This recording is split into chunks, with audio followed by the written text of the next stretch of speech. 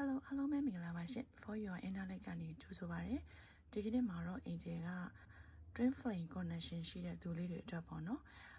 ဒီ reading တွေထဲမှာဆိုလို့ရှိရင် personal reading ပေါ့နော် personal reading ထဲမှာဆိုလို့ရှိရင် Twin Flame နဲ့ပတ်သက်ပြီးတော့မေးတဲ့သူတွေကများတယ်ပေါ့နော်အဲ့ဒါကြောင့်မလို့ဒီ Twin Flame Connection နဲ့ပတ်သက်ပြီးတော့ collectively ပေါ့နော် reading လေးဆက်လိုက်မယ်ပေါ့နော်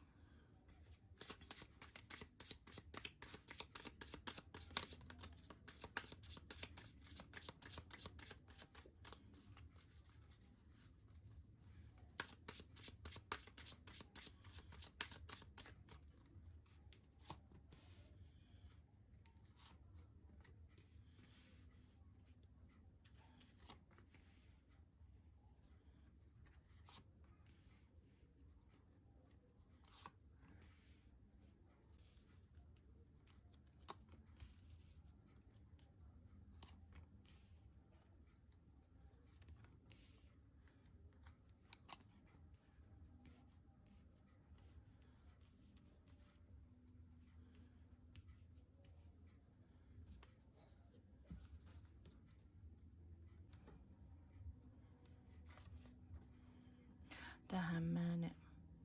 သူ့ဘက်မှာမရေရမတည်ကြမှုတွေရှိရပေါ့နော်ဒီသူဘာလုံးရမယ်ဘယ်ဟာကဖြစ်တင်နေဆိုတာကိုတော့သူသိရဒါပေမဲ့လည်းသူ့ကို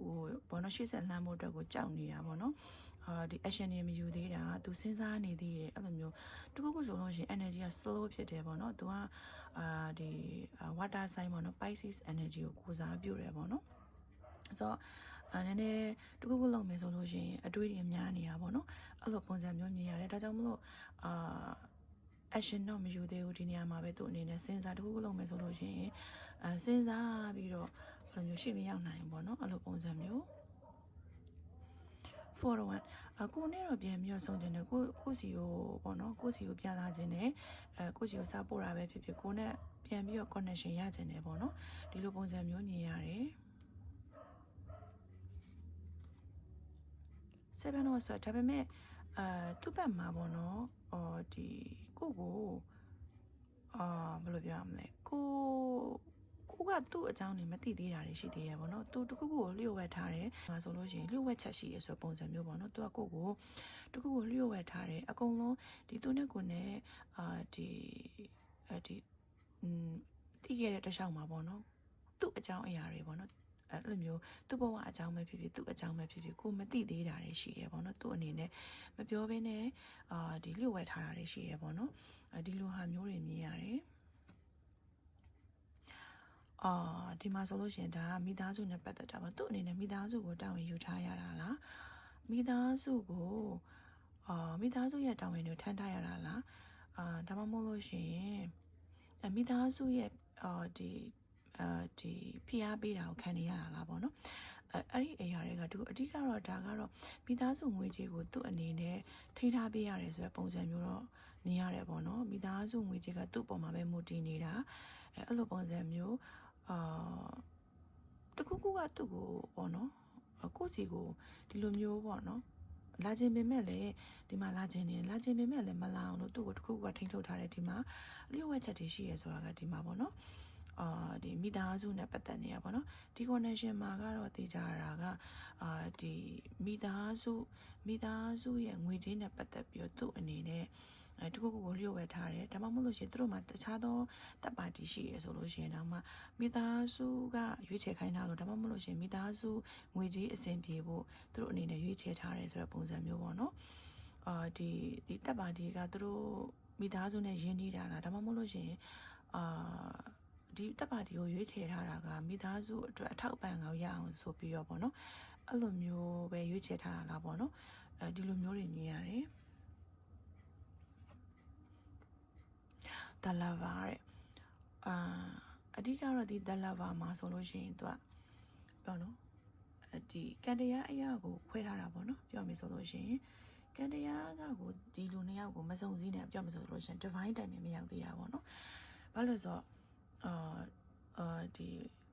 တို့ကြားမှာဒီကန်တရားဆိုဘယ်လိုပြောရမလဲမြန်မာလူမျိုးဆိုလို့ရှိရင်တော့မာနတ်ပေါ့နော်မာနတ်ကနေပြီးတော့ဒီလူနှစ်ယောက်ကိုဒီမနီးစပ်အောင်ပေါ့နော်မနီးစပ်အောင်လို့ဒီ ပြောမှဆိုလို့ရှိရင် divine timing မရောက်သေးတဲ့အခါကျတော့အဲ့လိုမျိုးကန်တရားကဝေ့လေပြီးတော့သွားနေရပါတော့တခုခုစုံကျင်ပြီဆိုလို့ရှိရင်တခုခုဖြစ်လာလေသူ့ဘက်မှာဖြစ်ဖြစ်ကိုယ့်ဘက်မှာဖြစ်ဖြစ်ကိုယ့်ဘက်မှာဆိုလို့ရှိရင်လည်းဒီဘောနော်သူနဲ့သူ့အပေါ်ကိုအကောင့်တွေ့ပေးလိုက်ပြီးတော့ကြနေအဲ့လိုမျိုးအတိတ်ကနာကျင်ရတဲ့အရာတွေကိုပြန်ပြီးတော့သတိရလိုက်အဲ့ဒါကဘာဖြစ်တာလဲဆိုတော့ heal လုပ်ဖို့လေလို့တယ်လို့မျိုးအဓိက healing ဆိုတဲ့အရာကဒီအချိန်နဲ့ယူရတယ်လို့မျိုးဘယ်လိုပြောမလဲဒီ divine timing ဆိုတာကကံတရားရနဲ့လည်းဆိုင်တယ်ကိုယ်နဲ့လည်းဆိုင်တယ်ကိုယ့်ရဲ့စိတ်အခြေအနေပေါ်မူတည်ပြီးဆိုင်တယ်လို့မျိုးကိုလုံနေတဲ့နေ့စဉ်ပေါ့နော်နေ့စဉ်လုံနေတဲ့ဒီကံတရားတွေနဲ့လည်းဆိုင်တယ်ပေါ့နော်ဒီ twin flame connection တွေမှာဆိုလို့ရှိရင် trigger တွေအများများတယ်ပြောမယ်ဆိုလို့ရှိရင်တော့ဒီနားလည်မှုလွဲတာတွေပြီးတော့ဒီနှစ်ယောက်စုံမယ်ဆိုလို့ရှိရင်မစုံနိုင်အောင်လို့တခြားသောပြင်ပကအရာတွေအဖြတ်တင်ဝင်တာပေါ့နော်ဒါကြောင့်မလို့ဒီ connection မှာရှိနေတဲ့သူတွေကကုသိုလ်တရားတွေအများကြီးလုပ်ရတယ်စေတနာပြောမယ်ဆိုလို့ရှိရင်စိတ်ရင်းစေတနာကောင်းကောင်းနဲ့ပေါ့နော်အလုပ်အကိုင်တွေလုပ်ရတယ်လူတွေကိုကိုကြီးလမ်းပြပေးတာဒီလိုမျိုးအရာတွေလုပ်ရတယ်ဒီကုသိုလ်ကောင်းမှုတွေအများကြီးလုပ်ရတယ်ပေါ့နော်ဒါတော့ဒီဘက်က feeling ပေါ့နော်I remember every detail of that day သူနဲ့ကိုယ်နဲ့ကြားထဲမှာဒီအမတ်တရနေပေါ့နော်အဲ့ဒီနေကိုသူအနေနဲ့ဒီအကုန်မှတ်မိနေရဆိုပုံစံမျိုးသူနဲ့ကိုယ်နဲ့ကြားထဲမှာအရေးကြီးတဲ့နေ့တစ်နေ့ဒါမှမဟုတ်လို့ရှိရင်နားလည်မှုလွဲခဲ့တဲ့နေ့လားအဲ့ဒီနေ့ကိုသူ့အနေနဲ့အမြဲတမ်းသတိရနေရပေါ့နော်အကုန်လုံးပြောမယ်ဆိုလို့ရှိရင်အကုန်မှတ်မိနေရပေါ့နော် it is time for me to heal now နဲ့အခုအချိန်ရောက်တော့သူ့အတွက် healing လုပ်ရမယ်အချိန်ပေါ့နော်ဆိုတော့ဒီမှာဆိုလို့ရှိရင်သူ့အနေနဲ့သူ့ဘက်ကနေပြီးတော့ကိုနာအချိန်အောင်တစ်ခုပြောခဲ့ဒါကြောင့်မလို့ပဲ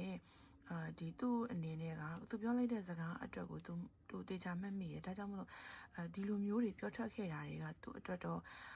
ဒီသူဟီးမဖြစ်လို့ပဲဆိုတာကိုသူသိပြီးတော့သူအနေနဲ့ healing လုပ်နေရဆိုပုံစံမျိုးပေါ့နော် healing လုပ်နေတယ်ဒီလိုမျိုးဘာကြောင့်ငါပြောထွက်ခဲ့ရတယ်ဒီလိုမျိုးဘာလို့လုပ်ခဲ့မိရလဲဆိုတော့သူ့ကိုသူပြန်ပြီးတော့ဒီပြန်ပြီးတော့စီရင်သုံးသပ်ပြီးတော့သူ့ကိုသူပိုကောင်းတဲ့သူဖြစ်အောင်လို့သူ healing လုပ်နေရဆိုပုံစံမျိုးပေါ့နော် I love you တဲ့ကိုတော့ချစ်တယ်ပေါ့နော် You speak to me through music တဲ့သူနဲ့ကိုနဲ့ရှိစဉ်တုန်းကအတူတူရှိစဉ်တုန်းကနားထောင်ခဲ့တဲ့တခြင်းတွေဒါမှမဟုတ်လို့ရှိရင်ဒီပေါ့နော်သူ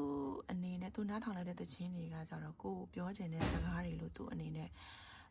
ဒီနားလေတာပေါ့နော်ဒါကြောင့်မလို့တချင်းတွေကြားတိုင်းကိုသတိရနေတယ်သူကတော့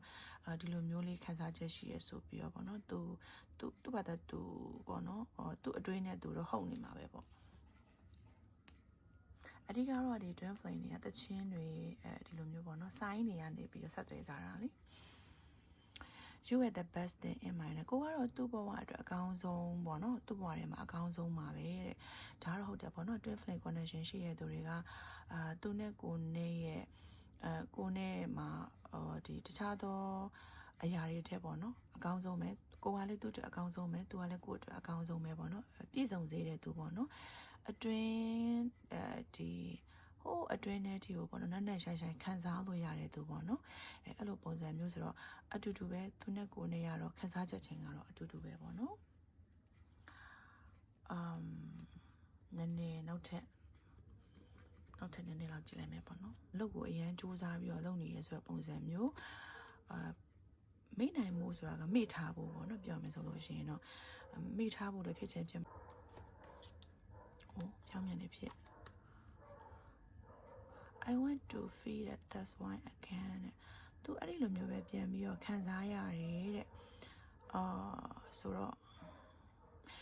အဓိကကတော့ပြောချင်တာသူ့အနေနဲ့ကိုရှိလာခြင်းတယ်ဒါပေမဲ့ဒီမှာလေး healing လုပ်နေရဲဆိုတာမဟုတ်လို့ဘယ်လိုပြောရမလဲဟီးမဖြစ်သေးတဲ့အခါကျတော့သူ့အနေနဲ့သူ့ရင်ထဲကအစစ်အမှန်ခံစားချက်ဒီ feeling တွေကိုသူ့အနေနဲ့ထုတ်ပြဖို့ဆိုတာက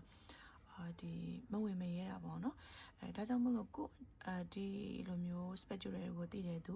healing တွေကိုသိတဲ့သူကပို့ပြီးတော့ healing လုပ်သူ့ဘက်မှာ heal လုပ်နေရဆိုပေမဲ့သူတို့ကဒီလိုမျိုး spiritual တွေဘာလို့မသိဘူးပေါ့နော်ဒါကြောင့်မလို့သိတဲ့ကိုတွေကပဲပို့ပြီးတော့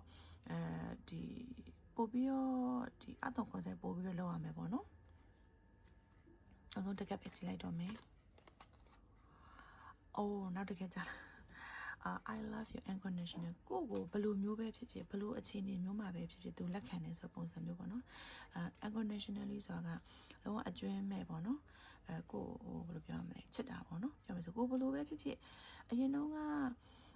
ဒီသူနဲ့ကိုနဲ့ကြားထဲမှာဒီကိုလက်မခံတဲ့အရာတွေလည်းရှိတယ်ရှိလိမ့်မယ်ပေါ့နော်သူဘက်ကနေပြီး ego တွေတက်လာပြီးတော့ကိုယ့်ရဲ့ဖြစ်တည်မှုတွေကိုသူ့အနေနဲ့လက်မခံတာမျိုးတွေရှိချင်းရှိလိမ့်မယ်ဒါကလည်းကိုတိုးတက်ဖို့ဆိုတာကိုဒီ reading ကိုကြည့်နေတဲ့သူတွေတည်တဲ့လောက်တော့သိလိမ့်မယ်ပေါ့နော်ကိုအနေနဲ့ဒီကို TF connection အကြောင်းကိုနားလည်နေဆိုလို့ရှိရင်ကိုအနေနဲ့တည်တဲ့လောက်တော့သိလိမ့်မယ်အဲ့ခါကျတော့ဒီလိုမျိုးသူပေးတဲ့နာကျင်မှုတွေကပဲသူပြောလိုက်တဲ့စကားလုံးတွေပေါ့နော်သူပြောလိုက်တဲ့စကားလုံးတွေကပဲကိုတိုးတက်စေတာပေါ့နော်နာကျင်ပြီးတော့တိုးတက်လာစေတာဆိုတော့အခုချိန်မှာကျတော့သူကအဓိကတော့ I love you unconditionally တစ်ဖက်သူဘက်ကနေပြီးတော့ကိုဒီလိုမျိုးပေါ့နော်ဒီလိုမျိုးလက်ခံလာတယ်ဆိုတာကဒီ reading ကိုကြည့်နေတဲ့သူတွေကလည်းကိုပို့ပြီးတော့ self love ရှိလာတယ် self focus ရှိလာတယ် energy ကောင်းလာတယ်ကိုအနေနဲ့ကိုရဲ့ဒီဘဝတန်လန်ဒီလိုမျိုးအရာတွေကိုပဲ focus လုပ်နေတာမှမဟုတ်လို့သူ့ဘက်မှာဒီလိုမျိုးကိုလည်းကို energy အတိုင်းပဲပေါ့နော်ကိုရဲ့ဖြစ်တည်မှုပေါ့နော်ကိုရဲ့ positive တွေရော negative တွေရောအကုန်လုံးပေါ့နော်ကိုရဲ့share တွေကိုပါအကုန်လုံးလက်ခံနိုင်လာလို့သူ့ဘက်ကနေလည်း unconditional ဆိုပြီးထွက်လာတာပေါ့နော်အဓိကကတော့ကိုရဲ့ဖြစ်တည်မှုအကုန်လုံးလက်ခံထားလို့သူ့ဘက်ကနေလည်းကိုဒါလက်ခံလာတာပေါ့နော်ကိုဒီမှာတော့ငါကိုချစ်တယ်ဆိုတော့ဒီမှာကျတော့နောက်ဆုံးမှာလုံးဝသူ့အနေနဲ့ပေါ့နော်လုံးဝချွင်းချက်မရှိဘူးပေါ့နော်ချွင်းချက်မရှိဘလို့အရာမျိုးပဲလာဘလို့မျိုးကိုဘက်ကဒီမပြေဆုံးခြင်းတွေကိုပဲပြသူကတော့မြစ်တာမပြတ်ဘူးချစ်ခင်လျက်ပဲဆိုတဲ့ပုံစံမျိုးပေါ့နော်ဒါပေမဲ့ divine timing ကမရောက်လာသေးဘူးပေါ့နော် divine timing ရောက်ဖို့အတွက်ကတော့နည်းနည်းလေးတော့စောင့်ရမယ်ပေါ့နော်ဒါကကြတော့ general reading ပေါ့နော် general reading မလို့အရင်ကြီးတော့ serious မထားပါနဲ့တကယ်လို့ကိုယ့်အနေနဲ့ကိုယ့်ရဲ့ဒီပေါ့နော်ကိုယ့်ရဲ့ union time divine timing ဒီလိုမျိုးအရာတွေကနိကတ်နေပြီလားဒါမှမဟုတ်လို့ရှိရင်သူနဲ့ကိုယ်နဲ့ union ဖြစ်ဖို့အတွက်ကိုသူနဲ့ကိုယ်နဲ့ကြားထဲမှာဘာတွေ healing လုပ်ဖို့လိုနေသေးလဲဘယ်လိုမျိုး action တွေယူရမလဲဘယ်လိုမျိုးပေါ့နော်ဒီ healing တွေလုပ်ရမလဲဆိုတာကိုသိချင်တဲ့သူလေးနေလုပ်လို့ရတယ်လို့မျိုးကိုချင်းယူပြီးတော့လဲကိုပေါ့နော်ဒီ self love self focus ဒီလိုမျိုးအရာတွေကို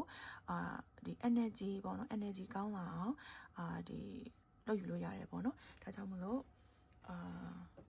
ဟုတ်ကဲ့ဒီနေ့ကတော့ reading လေးကဒီလောက်ပါပဲနောက်ထပ် reading တွေမှာဆက်လက်ပြီးတော့ဆုံတွေ့ပါမယ်နော်